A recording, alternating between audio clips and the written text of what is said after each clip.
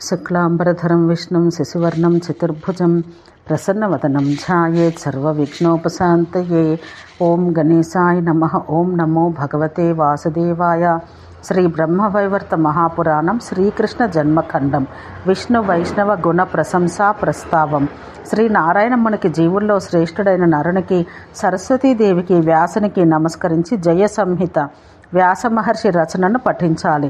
నారదుడు ఇట్ల పలికెను: ఓ పరమాత్మ, ఇంతకుముందు బ్రహ్మదేవుడు చెప్పిన మిక్కిలి అద్భుతము మనోహరమైన బ్రహ్మఖండం విన్నాను. ఆయన ఆజ్ఞ వల్ల నీ వద్దకు వచ్చి అమృతం కంటే రుచి అయిన ప్రకృతి ఖండాన్ని, తెగని సంసార బంధాన్ని ఖండించగల గణపతి ఖండాన్ని నీవు చెప్పగా విన్నాను. చలించు స్వభావం గల నా మనసు తృప్తిపడక ఇంకనూ మంచి విషయాలు వినగోరుతున్నది. జీవుల చావు పుట్టుకలను, ముసలితనాన్ని నశింపచేయగల శ్రీకృష్ణ జన్మఖండము అన్ని తత్వాలను ప్రకాశించును. కర్మబంధాలను నశింపచేసి హరిభక్తిని కలిగిస్తుంది. భవరోగాలను ఖండించి వెంటనే వైరాగ్యం కలిగిస్తుంది. ముక్తి బీజాలు మొలకెత్తించి సంసార సముద్రాన్ని దాటిస్తుంది. పూర్వ కర్మఫలములైన సర్వదుఃఖములు, స్వర్గనరకాలు అను రోగాలను నశింపచేయు దివ్య ఔషధం. శ్రీకృష్ణ పాదపద్మాలు లభించుటకు సోపాన మార్గం. విష్ణు భక్తులకు జీవనాధారం. లోకులందరికీ పరమ పవిత్రమైన కథ. నీ భక్తుడను శిష్యుడను శరణు పొందినవాడను నాకు అట్టి కథ వినిపించుము. ఎవరు ప్రార్థించగా శ్రీకృష్ణుడు భూమండలం చేరవచ్చెను.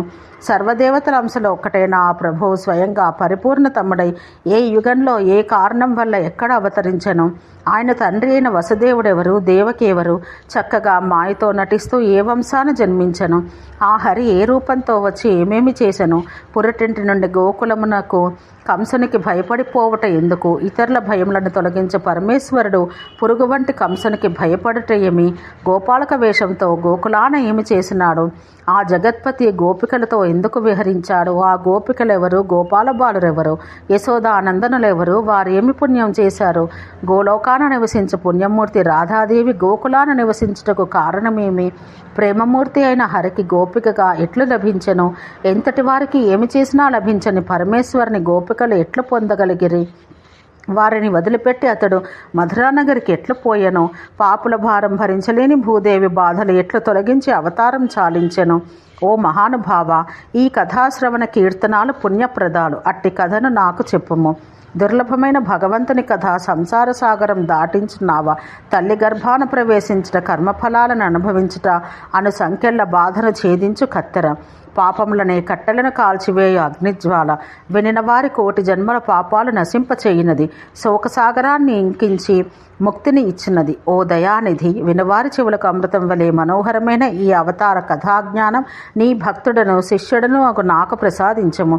తపస్సు, మంత్రజపం, మహాదానాలు, తీర్థయాత్రలు, వేద పఠనం, ఉపవాసాలు, దేవతార్చనలు, అన్ని విధాలైన యజ్ఞయాగాలు, జ్ఞానదాన పుణ్యఫలమునకు 16వ వంతు కూడా సరిగావు. జ్ఞానార్జనం కొరకే తండ్రి పంపగా మీ సన్నిధికి వచ్చాను. అమృత సముద్రాన్ని చేరవచ్చిన వాడు ఇతర జలములు త్రాగగోరునా? నారాయణముని ఇట్లు పలికెను: ఓ నారద, నీవు ధన్యుడవు. రూపుదాల్చిన పుణ్యరాశివి అని గుర్తించి తిని. ఓ కులపావన, నీవు లోక సంచారం చేయుటకు, లోకులను పావనం చేయుటకి మాటల వల్లనే మనుషుని మనసు స్పష్టంగా తెలియవచ్చును. శిష్యుడు, భార్య, కూతురు, బిడ్డ, కొడుకు, పౌత్రుడు, బంధువు అను వారి హృదయం మాటల వల్లనే తెలియను. ఒక వ్యక్తి ప్రతాపం, ఆపద మాటల్లోనే గుర్తించవచ్చు. స్త్రీ, వృద్ధుడు, శత్రువు, విద్వాంసుడు అన్న వారి హృదయాలు కూడా అట్లే తెలియను. నారద, నీవు జీవన్ముక్తుడవు, పవిత్రుడవు, విష్ణువు యొక్క శుద్ధ భక్తుడవు. నీ పాదధూళితో జీవకోటికి ఆధారమైన భూమిని పవిత్రం చేస్తున్నావు. నీ దర్శనంతో అందరినీ పావనుల్ని చేస్తున్నావు. అందుకే నీవు మంగళకరమైన హరికథ వినగోరుతున్నావు. కృష్ణ కథలు ప్రచారమగు చోట సర్వదేవతలు, ఋషులు, మునులు, సర్వతీర్థాలు నివాసముండును. భగవత్కథ విని ఆ సాధు పురుషులు ముక్తిని పొందుతారు.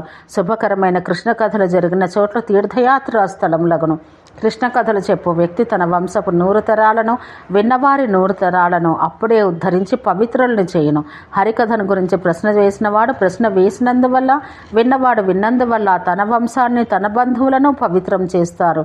100 జన్మల తపస్సు ఫలితంగా జీవుడు భారతదేశాన జన్మించను. అమృతం వంటి హరికథను అతడు విని తన జన్మ సఫలము నడుచుకొనును. అర్చనము, వందనము, మంత్రజపము, సేవనము, స్మరణము, కీర్తనము, గుణశ్రవణము, నివేదనము, దాస్యము అని భక్తి 9 రకాలు. నారద, నవవిధ భక్తులు ఆచరించి నరుడు జన్మసాఫల్యం పొందును. అతనికి ఏ విఘ్నాలు ఏర్పడవు, పరమాయువు నశించదు. గరుడిని ముందుకి సర్పం రాలేనట్లు అతని ముందుకు అపమృత్యువు రాజాలదు. అనిమాది అష్టసిద్ధులు వెంటనే సిద్ధించును. శ్రీహరి అతన్ని క్షణం కూడా విడిచి ఉండడు. శ్రీకృష్ణుని ఆజ్ఞతో సుదర్శన చక్రం అతని ప్రక్కలందు తిరుగుచూ రాత్రింబగళ్ళు రక్షించును కనుక అతనికి ఆపద కలిగించుటకి ఎవడు సమర్థుడు? మండుచున్న అగ్ని వద్దకు మిడతలు రాజాలన్నట్లు యమదూతలు కలలో కూడా అతని దగ్గరకు రాజాలరు. వ్యాధులు, ఆపదలు, దుఃఖాలు, విఘ్నాలు అతన్ని సమీపించవు. మృత్యువు కూడా తనకే మృత్యువు ఏర్పడినని భయపడుతుంది. ఋషులు, మునులు, సిద్ధులు, సర్వదేవతలు అతని ఎడల సంతృప్తులగుదరు. కృష్ణానుగ్రహం వల్ల ఏ సందేహం లేక అంతటా సుఖంగా ఉండను. నీకెల్లప్పుడూ కృష్ణ కథయందు ఆసక్తి ఎక్కువ. తండ్రి స్వభావం కొడుకుకు వచ్చునన్నది సత్యం. బ్రహ్మ మానసపుత్రుడు వగు నీకు కృష్ణ కథాశక్తి ఉండట సాధారణమే. ఏ కులాన జన్మించినో ఆ బుద్ధి ఏర్పడుతుంది. సృష్టికర్తకు నీ తండ్రి శ్రీకృష్ణ పాదసేవా శక్తితో ఎల్లప్పుడూ నవవిధ భక్తులు కొనసాగించును. కృష్ణ కథలందు ప్రీతి కలిగి వాటి స్మరణతో ఆనంద బాష్పములు శరీరంలో పులకింత కలిగి మనసు దానియందే మగ్నమై ఉండవాన్ని భార్యాపుత్రులు, ఇతర సంపదలు అన్నీ శ్రీహరివే అని త్రికరణ శుద్ధిగా భావించేవారిని బుధజనులు భక్తుడు అంటారు. జనులు లేని పుణ్యస్థలాల్లో నిస్సంగులై ఎవరు ఏకాంతంగా ప్రేమతో శ్రీహరి పాదపద్మాలను ధ్యానిస్తారో వారే వైష్ణవులు. సర్వజీవుల యందు దయ, సర్వజగత్తు కృష్ణమయం అన్న జ్ఞానం కల మహాజ్ఞాని విష్ణు భక్తుడని అంగీకరించబడింది. ఎల్లప్పుడూ నామ సంకీర్తనం చేయవారు, భగవద్గుణాలను ధ్యానించేవారు, భగవన్మంత్రాన్ని జపించువారు, భగవత్ కథలు వినవారు వైష్ణవ శ్రేష్ఠులు. తనకు ప్రియమైన లబ్ధ పదార్థాలను ప్రీతిపూర్వకంగా శ్రీహరికి సమర్పించుటకు ఎవని మనసు త్వరపడినో, అర్పించి ఉప్పొంగునో ఆ భక్తుడు జ్ఞానుల్లో శ్రేష్ఠుడు. ఎవని మనసు కలలో కాని మెలకువలో కాని రాత్రింబగళ్ళు శ్రీహరి పాదపద్మములందే నిలిచి బాహిరముగా పూర్వకర్మ ప్రాప్తంలైన సుఖదుఖాది భోగములను అనుభవించునో అతడే వైష్ణవుడు.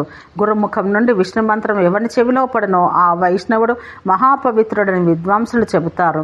భక్తుడు తనకంటే ముందున్న 7 తరాల వారిని, తర్వాత 7 తరాల వారిని, మాతామహుని, 7 తరాల వారిని, తనను కన్న తల్లిని, ఆమెను కన్న తల్లిని, తన సోదరులను కూడా ఉద్ధరించును. భార్యను, బిడ్డను, బంధువును, శిష్యుని బిడ్డ కొడుకును, దాసదాసి జనాన్ని కూడా వైష్ణవుడు ఉద్ధరిస్తాడు. పాపాత్ములు స్నానం చేసి తమలో విడిచిన పాపాలు తొలగించుకున్నటకు అన్ని పుణ్యతీర్థాలు వైష్ణవుల దర్శనమును, స్పర్శను ఎల్లప్పుడూ కోరును. వారి సాంగత్యం వల్ల వాటి కంటిన పాపాలు నశించును. ఆవు పాలు పితుకున్నంత సమయం విష్ణు భక్తులు ఎక్కడ నిలుతురో అక్కడ అంతసేపు అన్ని పుణ్యతీర్థాలు నిలుచును. జ్ఞానగంగ అయిన కృష్ణ స్మృతి అంత్యకాలాన ఏర్పడిన వానికి ఏ ముక్తి లభించునో వైష్ణవుడు నిలిచిన చోట చచ్చిన పాపికి అట్టి ముక్తియే లభించును. తులసీవనంలో, ఆవుల మంద నిలిచిన చోట, శ్రీకృష్ణ మందిరంలో, బృందారణ్యంలో, హరిద్వారంలో, ఇతర పుణ్యస్థలాలలోని పవిత్ర జలాలలో స్నానం చేయుట ఎట్లు పాపనాశకమో విష్ణు భక్తునిపై నుండి వీచిన గాలి కూడా అట్లే పాపనాశకం. మండే అగ్నిలో వేసిన ఎండుగడ్డి వెంటనే ఎట్లు మాడిపోవునో వైష్ణవ స్పర్శ వల్ల పాపుల పాపములను అట్లే నశించును. మార్గం వెంట నడిచిపోతున్న భక్తుని దర్శించిన మానవులందరూ గడిచిన 7 జన్మల్లోని పాపాలను నశింపచేసుకొనుట నిశ్చయం. ఎవరు పుణ్యస్వరూపుడగు హృషికేశుని భక్తుని నిందింతురో గడిచిన 100 జన్మల్లో వారు సంపాదించిన పుణ్యం నశించుట నిశ్చయం. మహాఘోరమును భయంకరములు అయిన కుంభీపాక నరకంలో ఆ పాపాత్మలు ఉడికించబడుచు పురుగులు భక్షించగా సూర్యచంద్రులు ఉన్నంత వరకు క్లేశాలు అనుభవిస్తారు. అట్టి పాపుల దర్శనం పుణ్యనాశకం. పాపులను చూసిన దోషం హరించుటకు గంగా స్నానం, సూర్య నమస్కారము కర్తవ్యములు. భగవన్నింద చేసిన పాపాత్ముడు వైష్ణవ స్పర్శతో ముక్తుడగను. హృదయంలో నివసించి ఉన్న మధుసూదనుడే వాని పాపాలు నశింపచేయును. ఓ నారద, విష్ణు వైష్ణవుల గుణ విశేషాలు ఇంతవరకు చెప్పి తిని ఇప్పుడు శ్రీహరి జన్మక్రమం చెప్పుదును వినుము. ఓం శాంతి శాంతి శాంతి.